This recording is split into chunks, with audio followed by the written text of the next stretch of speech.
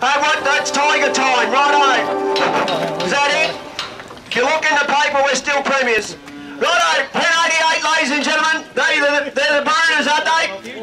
449 kilos, and they're smacking penner steers, aren't they? All the body stretch in the world. Hey, right below there, 1300, 1300, 1280, 1250. Come on, boys, stay. And agents have conducted their end of financial year sale. Rick Smith joins me. Rick, 12 or 1300 in the yardings here today. There was a mixture of cattle that held on pretty well, but there was some that showed the conditions. Yeah, couldn't agree more, Murray. Yeah, there was something here for everyone.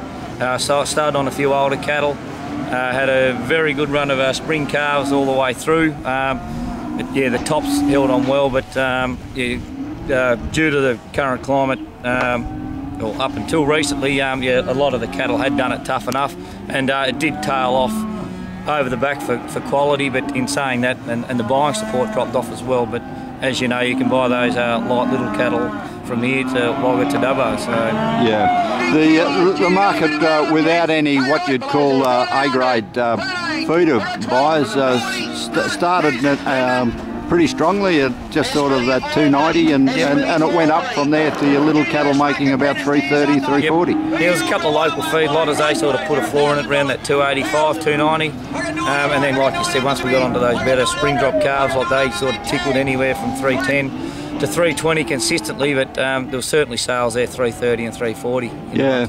The buying fraternity here today was very, very localised. When I say that, you know, 150 k's would have pulled up nearly all the cattle. Exactly, yep. This is probably the local buyers I've seen for a long time, and even just looking at the book there, like a lot of cattle are staying within 40 and 50 k's of this arena. So, but as you know, it's only really been this green triangle. We're lucky we're in it, but have had, you know, the recent rains and got a start. Yeah, 2 inches on the last week sort of topped off what was good, a pretty good May. Yeah. Heifer market here today.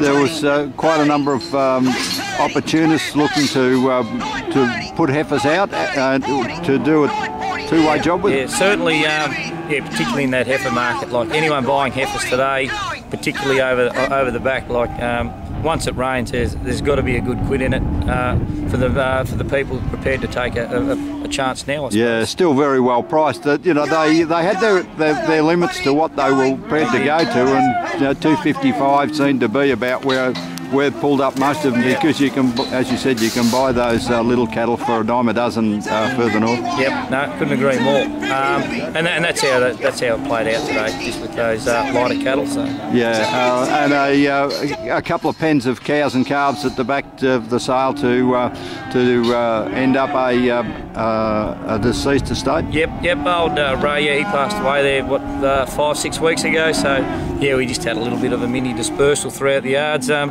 And cleaned his cattle up. I think they got to 1140 for the cows and calves, and the chance mated ones, yeah, they got to $1,000. So that was probably a pretty good sale.